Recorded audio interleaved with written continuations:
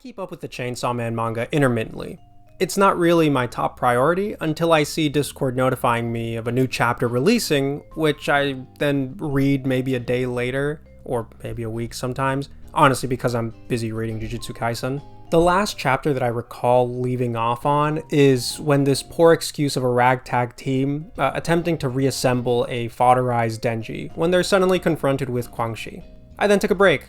It was only a few days later when a friend told me that the Breakout Arc had finished, and I, in complete disbelief, rushed to read the latest chapter, and, well, there's a lot of qualms I have with Part 2's direction and its vignette-styled storytelling, which really seems all over the place and disorganized. So for the sake of this video's brevity, I'll try to keep my thoughts contained to just the Breakout Arc. It's important to place ourselves on the map of where we are in the Chainsaw Man world.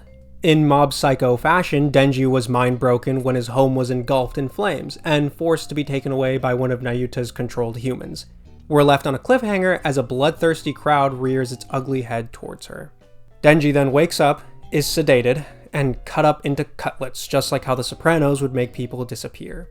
Denji, now as the damsel in distress, is in need of help, and who hears his silent call? These two. The Breakout Arc to me from the start already felt off. This raid that was going to be conducted on the prison was missing one important thing: a feeling of danger. Let's draw some assumptions. This is a detention center that clearly has the necessary resources to contain some of the most vile devils. Now, while it's no Supermax, it certainly gives off its daunting presence, as implied through the mini turret guns that are pointing at Asa. But there's also one other minor fact I'd like to add.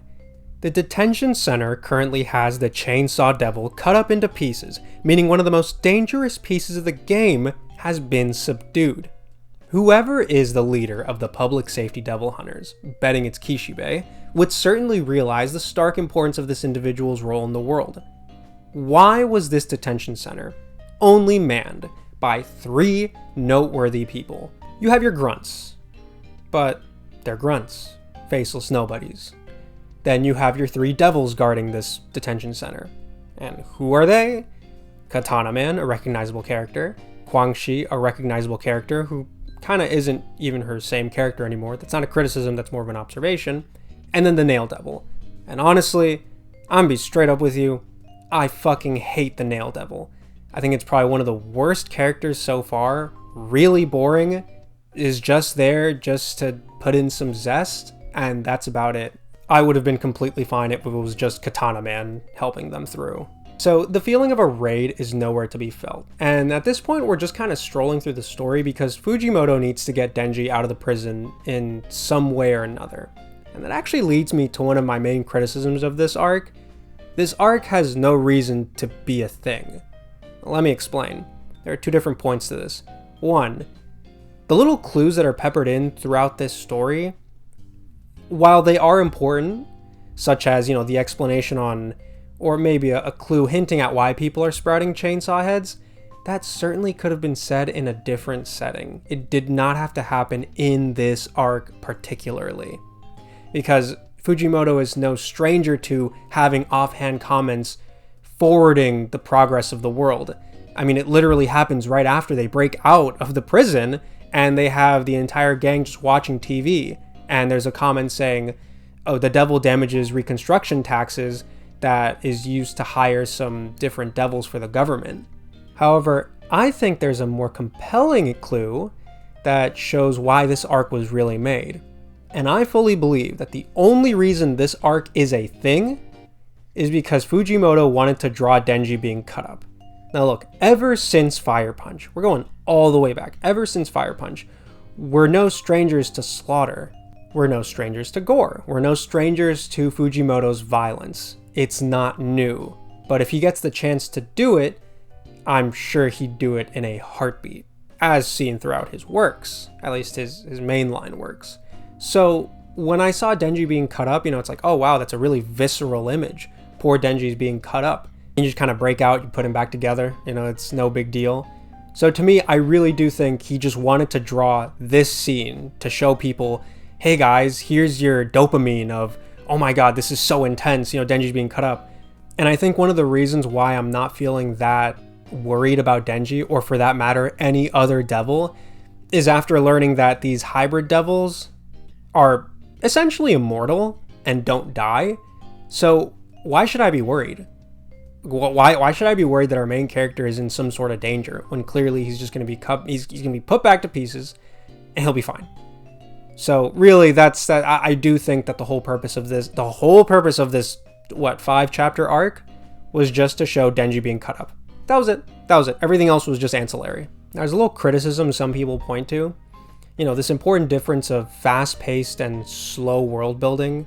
Now, most Chainsaw Man fans like to argue, but it's blatantly clear that we're moving fast. The problem is we're speed walking off the trail and wandering aimlessly. You see, when we're on the 35th Denji sad moment, it starts to become really grating. Yes, Denji has been suffering. We get it. We've been getting it since the first chapter. Now, I'm not arguing that Denji needs some sort of happy arc, because I think that would be against the point of Fujimoto's work, but the point has been compounded so many times. It's just becoming redundant. It's even more interesting because I think with this latest chapter that just dropped, I've been seeing a good amount of comments saying, where's the plot? I can't see the plot anymore. And I hate to be that kind of person, but honestly, after reading Berserk, the entire suffering characterization that people can get, it just really pales in comparison when you compare Denji to any of the characters in Berserk. But this curves back into a greater issue, the vignette-styled storytelling. Chainsaw Man Part 2 started beautifully, with a trio of characters that could have developed and worked on. Hell, one of the main criticisms I have is that probably Fujimoto realizes that the trio of Denji, Aki, and Power was extremely entertaining, and had potentially years and years worth of content when it came to their chicanery.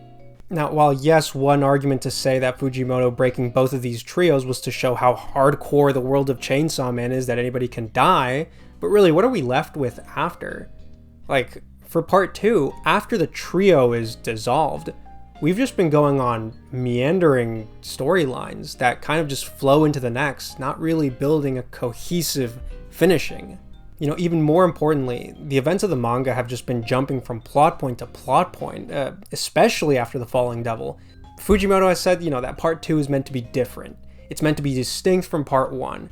But sometimes I really don't think that's a truthful statement, considering that we basically have the same traumatized characters, same traumatized histories and wacky environments with another level of absurdity. I think it's personally just an excuse because he's bringing back Denji in.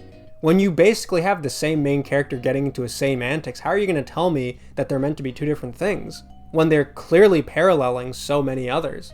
One reality of this is that apparently Fujimoto, he's been having short staffing issues, and with the creation of so many different plot threads all over the place, you're getting a lot. You're getting a big spaghetti of just content. But I think the most disrespectful thing in this arc is really the after effects. Seriously, where is the severity of their actions? Does it mean nothing? It feels like we literally finished the prison arc, we go into a loading screen, and we suddenly appeared at the next cutscene back in the apartment. This has just been a general issue of most of the vignette episodes within Chainsaw Man Part 2. Sometimes we're treated to a pseudo ending and then launched into the next mini arc. At least for Part 1, you have organized chaos. That's a phrase a lot of people enjoy using. I think Part 1 was an organized chaos.